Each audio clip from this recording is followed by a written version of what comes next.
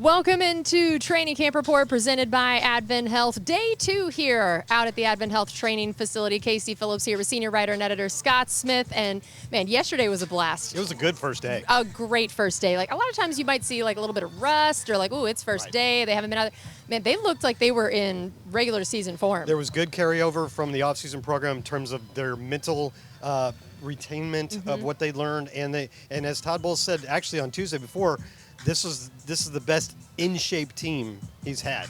That's and huge. You think about this, you think a lot of that is the vigor of youth, right? The young guys are in shape. Yeah. But you've got a lot of veterans who have made a point of getting in the best shape. Mike Evans always does. Vita Vea, Baker Mayfield, Chris Godwin, Lavonte David. All these veterans are in some of the best shapes in their lives, which is really which great. is amazing. And let me tell you one way you know they're in shape. They're able to stay after practice to sign autographs because usually guys might be dying, cramping, needing to go inside. But I love this. So Antwaan Winfield, I think, has one of the better work ethics. I always love watching the way he comes out early. He's so mindful about it, stays late, all this stuff. And then you had guys like Mike Evans staying after to sign autographs. The fans were so excited and just mobbing him. I love getting to see that of the guys, even after they've been out there just dying.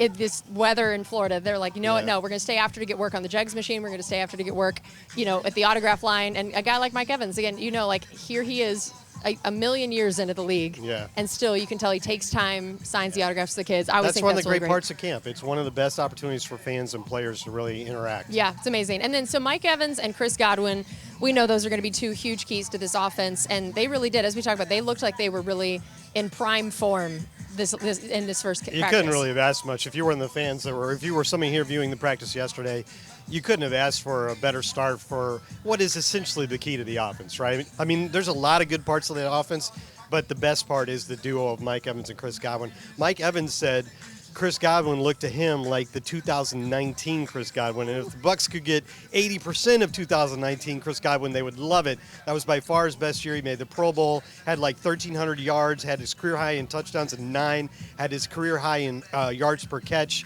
He was phenomenal that year, and a couple years later he had the knee injury, but he's one more year removed from that now. He's back in the slot, and then Mike Evans, Todd Bowles said Mike Evans looked to him exactly like he did at the start of camp last year, and we know what happened last year. That great camp for Mike launched his best season in it probably since 2018. So the fact that those two guys came out, they had a ton of catches between them yesterday. And I know we're not counting stats in practice, but you couldn't help but notice how many times those two guys caught the ball. Absolutely. And then, of course, they're making those catches largely from Baker Mayfield. We talked going into practice about how different it felt this year, knowing that it's not a QB competition. Baker's the guy, and I know Todd Bowles talked about that a little bit after practice as well. Yeah, and the difference is, so last year Baker started camp day 1. He was in a real, not fake, real battle with Kyle Trask for the starting job, and that was the key. Could he win that job? Well, he did. He captivated the team. He had a great season. He's a huge leader now for the team. So he starts now, no battle for the job,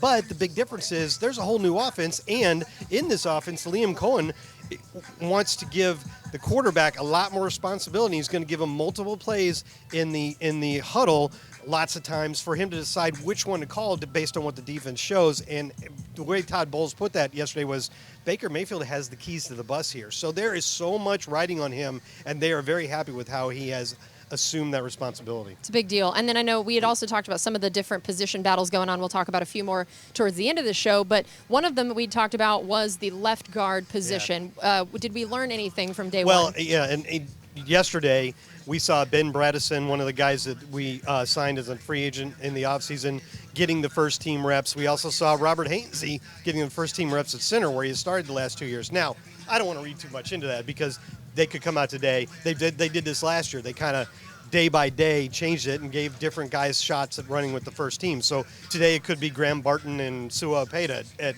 center and guard. But the guys that got the first shots there yesterday were Robert Hainsey, which tells me that Graham Barton, and he knows this, isn't going to be handed the job. Even though he's probably expected to be the starting center, it's not going to be handed to him. He has to earn it. Yeah, and I always think that's interesting of trying to make the decision of how long you're doing these competitions, how you're splitting up who gets different reps, and then knowing you're wanting to build that chemistry among the offensive line.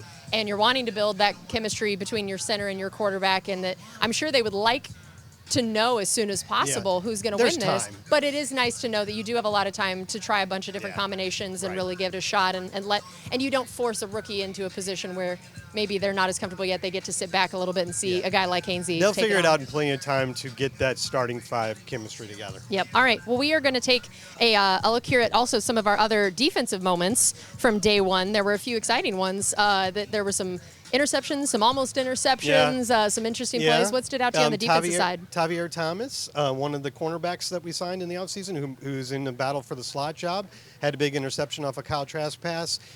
He was funny because the other cornerback that we signed, Bryce Hall, looked for all the world. He made a great move, jumped a pass, looked like an interception, somehow went through his arms, and Kate Otten made a great catch. And then when you talk about outside linebackers like Joe Tryon-Shank or anybody, they mostly rush the passer. But because of all the different things that Todd Bowles likes to do, sometimes they have to drop into coverage. And we saw rookie Chris Braswell do a great job in dropping into coverage on one play and breaking up a pass. There it is. Breaking up a pass on the sideline. Great job by our camera. Look at our production team. We were talking about the offensive line. They were on the screen. When I talked about this play, it's on the screen. That's pretty impressive. So anyway, Chris Braswell, great job of dropping into coverage there, getting all the way to the sideline and breaking up that pass. That's interesting. And then I know Chase McLaughlin, another guy that last year was in a competition.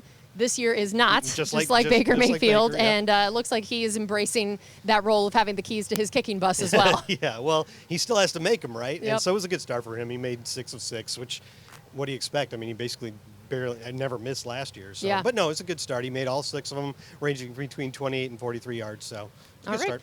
All right, we are going to take a quick break here. We're going to be back with plenty more on our training camp report presented by Advent Health. Right now, let's take a look back at some of the things that get you excited about Lavonte David, because who doesn't want to do that? And then we'll be back with more after that. 52 other guys are counting on me when I'm out there, on the field and off the field, just be a leader. Let's go. Bring it in. Bring that energy, man. Be the standard today, man. Let's bring it. We got a call to do it. We issuing it. You see the evidence. Yeah, you see the Hunter. He fumbles the ball. Blitzing. Linebacker Lavonte David. Mr. Steady, Lavonte David. Passes down with his pick off. Intercepted by Lavonte David. Touchdown Tampa Bay.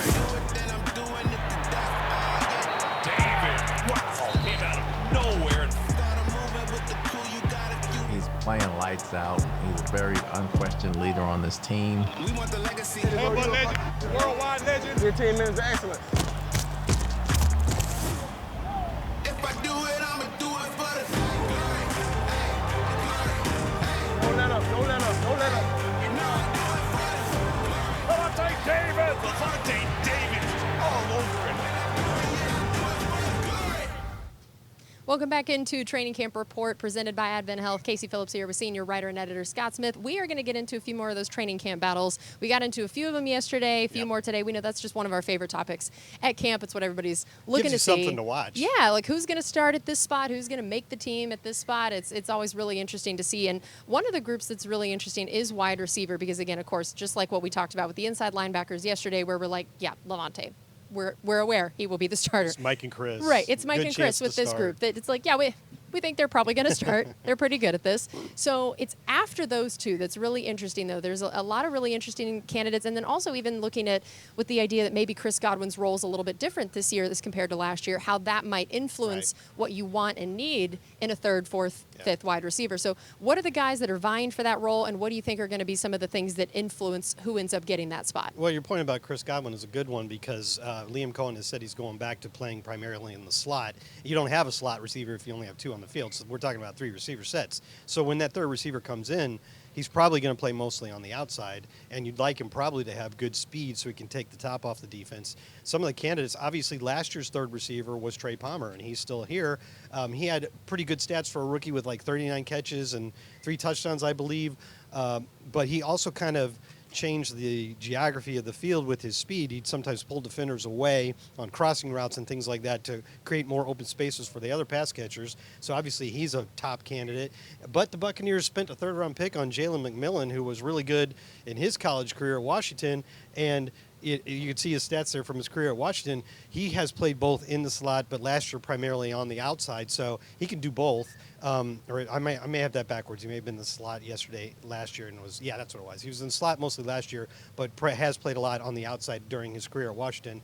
The Bucs are high on him. They were also high last year on Rakim Jarrett. You see the stats aren't huge there because he didn't get a ton of playing time, in part because he missed the second half of the year due to an injury. But he made a couple big plays, and the Bucs are still high on him, an undrafted free agent from last year. And then right before minicamp in June, the Bucs signed Sterling Shepard, who had a long career with the Giants. I think he's about their 5th leading receiver in team history in terms of receptions. Lots of experience, which is something that crew behind Mike and Chris didn't have until they added. So I think that's why they wanted a guy with something. It's kind of like signing David Moore last year. And remember how he was mostly on the practice squad for most of the year, but came on at the end and made some big plays. So it's nice to have that veteran presence there. But who knows? Keep in mind that third receiver is going to play a lot. Well, and a lot of times when you bring in a new wide receiver, you always wonder about building that chemistry that you think there's such a advantage when it comes to guys that have already been with your quarterback. But Sterling Shepard, he's got that with Baker, having played with him in college. So at least you're not as worried about trying to manufacture that right now. Shepard's best year ever, college or pros, was his 1 year with Baker Mayfield as his quarterback. He had a giant year at Oklahoma. And that would explain why he was like, I might want to sign here. This sounds like a good plan. All right, well, let's also look at outside linebacker. So first of all, Shaq Barrett no longer with the team, and then it just recently he announced that he's retiring. We should definitely give him a shout out. That so happy for him. So happy that they get a chance to have more family time together, and he has so deserved this retirement. Just such a wonderful guy that everyone here absolutely loved. 19.5 sacks. I will never forget that season. In 2019. Unbelievable. It was incredible. And to an watch. absolute monster in the playoffs when we were going to the Super Bowl. Yes, and so now knowing that you are without him and looking at who else you have on this group, that it reminds me of a lot of kind of what we were just talking about. Of, man, you spent a draft pick. You've also had a guy kind of emerge last year that Yaya Diaby, I mean, incredible year. You got Joe, we've had several years now, but then now you have Chris Braswell as well. And I think this is going to be a really interesting group to see how they rotate, how Todd likes to use them, and what do you see as being the primary starters, and then how that rotation could look. I mean, obviously Yaya earned one of the spots, Yaya Diaby, last year, got it by midseason, and had a better second half than he did a first half, which is not always the case for rookies. But that other side, Shaq was starting there. It's maybe not quite as important who gets that starting job because it's a rotation and probably at least 4 guys are going to play and rotate a lot. But still, you want to start if you can. And Chris Braswell would obviously get a shot. We talked about him in the first segment, how he made that nice play on dropping on that one pass. He's going to have to prove that he can stop the run, that he can rush against the passer, that he can be an every down guy. You also have Joe Tryon-Shoyinka, the former first-round pick, who was a starter for half of last year and the year before that. So he's got a lot of experience, and Todd Bowles has referred to him as one of his chess pieces that he can move around a lot because he can move them inside, outside. He drops well. And, of course, Anthony Nelson, Steady Eddie, they call him. Apparently he had a good day in practice yesterday. Todd Bowles brought him up. He's just a guy who's done it every year, and you can trust him. So those guys are probably all going to be in the rotation. You'll be curious to see which one ends up getting the starting job.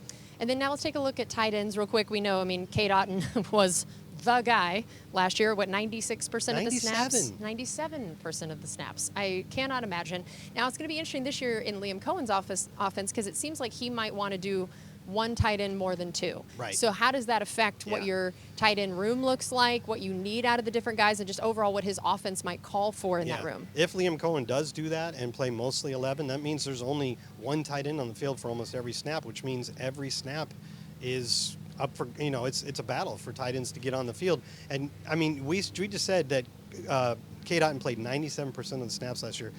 That's simply unheard of for a tight end. It doesn't happen. I looked back. He had several games last year where he played every single snap, so 100%. I only found one other game by any tight end in the last 20 years for the Buccaneers that had started 100% of snaps. Think of who's the best two-way tight end in team history. It's Rob Gronkowski, right? When he was here, it was later in his career, but when he was here, he was playing like 71% of the snaps. Jeez. So it's because Cade does everything right. That's what they always say about him. Everything that he's assigned to do, everywhere he's supposed to be, he does it, so the coaches love him. But I think they would like to dial back just a little bit the amount of time that he's on the field. So you got Ko Kieft, who overcame his injury and started practice on time in training camp. He's your best blocker. He had 1 catch last year, so he's probably not that much of a target in the passing game. And I know Payne Durham, the draft pick from last year, He made some nice catches, didn't end up with a ton of stats, but had some nice plays. He showed off that what the scouting report says, that he's good at contested catches. Right. He's got really good hands. So he played 15% of the snaps last year. And then, of course, we drafted Devin Culp, who we were talking before the show. I knew from his draft profile that he was very, very fast, and that was one of the great things about him. I didn't realize how big he was. He is a big guy. I thought he'd be like a smaller tight end. Because of how fast, yeah. Big tight end with speed, so who knows what that's going to be. But the thing that he was so good at was making plays with the ball in his hand. On that stat there, you saw 72.3% of his yards were yak. What that means is last year for Washington, of all the receiving yards he had, like almost 3/4 of them came after he caught the ball. And that's something that maybe all the other tight ends in this group don't have.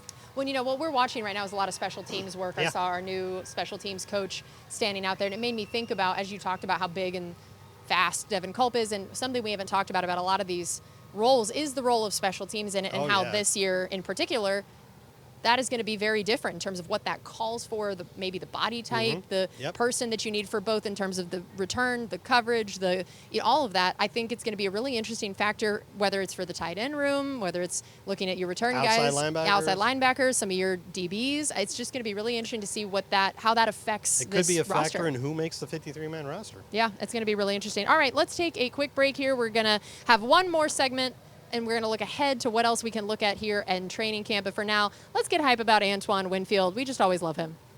Antwaan Winfield Jr. Antwaan Winfield Jr. He's definitely taking that defense to the next level. By any means necessary. Cousins is dead. The ball is out, and the Buccaneers have it. Antwaan Winfield Jr. Second to none, I am primary, not secondary. Yes, Winfield again. I'm about to make the ground shake. Yeah, this is Causes his fumbles at an enormous rate. Teammates tackles behind the line of scrimmage. He's a complete player. not a conspiracy. Come with that big bang theory. Knocked away, and on the deflection, it's intercepted. That is Winfield. Deep down the field for Pittman. It is intercepted by Winfield. That boy 6'5", how you do that? I don't know. Winfield caught it. What a play from Winfield. Antwaan Winfield is everywhere today.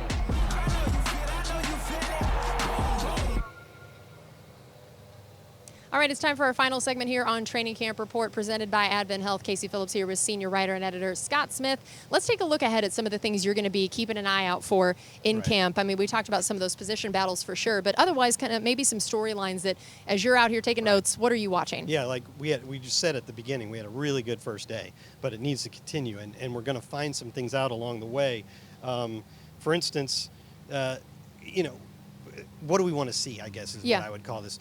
The first thing is health, right? There's going to be injuries. It's football. They're going to happen. Somebody's going to get hurt. In fact, I think I saw Chase Edmonds, the veteran running back who did practice yesterday, looked like he was not practicing today. So you're going to have your little minor nicks and strains. Here and there, but you hope to avoid getting a lot of them, and you hope to avoid any major ones, such as Ryan Jensen a couple of years ago. So I think that would be the number one thing for me. Okay, and then also I know that this offense, we're going to be keeping a close eye on it in general. Anytime you have a new coordinator, we're always really intrigued to learn a little bit more. And what is it going to look like maybe in terms of who this major weapon is? Yeah. I feel like that's something we're all going to be watching is who's the guy for this offense this year. Yeah, if you look at last year's stats, Mike Evans was huge. Chris Godwin did what he does, but may do even more this year. Rashad White had over 1,500 yards from scrimmage. So you got three guys that you know are going to get the ball a lot, but I know you'd like to have at least one more major weapon emerge. I don't know if that's a running back, if it's Bucky Irving as a complement to Rashad,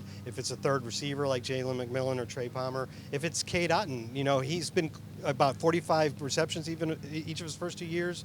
Maybe he goes 50, 60, something like that. So who's that next big weapon? And I hope we learn that over the course of camp. I just real quick want to give a shout out to Bucky Irving. For two reasons. One, I go to a lot of the rookie events. He's hilarious, and he is willing to do. He's the first to volunteer for things, and he's also the first to get voluntold by his teammates that you can tell they all love him, and they're like, "Oh, Bucky will do it. He'll do it." And I was doing research about him, even going back into college. That is what every article I could find about him said, is that more guys on his team will consider him their best friend than anyone That's else. hilarious. They all love him. They talk about his attitude is infectious, his smile is infectious, and I found out that even his old coach, who has sons, specifically said, "I hope my sons turn out like Bucky Irving." Damn. I can't think of a higher compliment Right. than that, Right. and that just made me so excited. I love, of course, we care most about how people do on the field. That's what it's all about. But of course, I love seeing when our scouts also really prioritize who a guy is, shoulders up, all that. And it just, I couldn't believe the glowing things that people were Did saying any about of those him. articles say why his nickname is Bucky? I assume that's Yeah, his dad gave him that nickname when he was really little, but his dad actually died when he was really, really young. And so that's why he has chosen to keep it as sort of honoring his dad. And ironically, when he was originally, before he transferred to Oregon, who was the rival of where he played at before? The Wisconsin Badgers. Whose their actual mascot's name is Bucky. Oh, geez. And they all started saying, "No, we got to call you Bucko." And he was like, Oh. well, and then I was like, well, the Bucko irony would work is here, Bucko, yeah. Bucko would work here very well, but he, after leaving there, was like, nope, we're gonna go back to During Bucky. the throwback, the creamsicle game, which by the way is October 27th against the Falcons, we should call him Bucko that week. There we go. That's fair. That's understandable. All right, so how about let's take a look at also Vita Vea. I mean, first of all, we'd all been waiting to see Vita Vea because we'd heard all the things about how he'd lost some weight. Right. So now we've gotten a chance to look at him, look at Kalijah, and I just kind of think that defensive line room, it's going to be really fun to watch this year. That's one of the things I want to find out in this camp. How destructive can that duo be? Vita Vea, if he's playing, if this reshaping of his body a little bit puts him back to peak form where he's a Pro Bowler and just dominant and absolutely demanding four hands on him almost every snap. If you've got that, and then you've got the Kalijah that we saw in bursts last year with that ability to get in the backfield really quick, that duo, how destructive can it be? I think that's one thing I want to learn going forward. That's going to be interesting. All right, and then we talked a little bit about this earlier, special teams and how much that's going to be a factor. Return man candidates. Yeah. Who are they? Who are they? Especially when now Devin Tompkins not on the team. What are you going to be looking at for that? I'm watching it right now. Oh, well, who that's is that? handy. I think that's Tanner Canoe. Trey Palmer, I see, is in the mix. Jalen McMillan. Bunch of wide receivers. Cameron. There we go. Johnson. Now we can see on the screen here. There's a lot of them, and that's what we saw in the mini camp too. That there's a lot of guys that are getting a shot. And keep in mind that on kickoff return, you're probably going to have two guys deep. So it's not going to be like last year when Devin Tompkins returned every single kick. One, yep. You're going to probably have at least two guys that you designate as return men. Bucky Irving's there. I think they want to look at him on kickoff return in particular. So that'll be interesting, and we don't know yet. So that's one of the things. Like we said, this is looking forward. What are we going to learn? That's going to be interesting. All right. Well, I think that is going to do it for us today. We're, again, going to be back here tomorrow for another training camp report. So we hope you're back here with us then, and we'll maybe have some more updates on that return man candidate and some other things that we see today. So we'll see you then.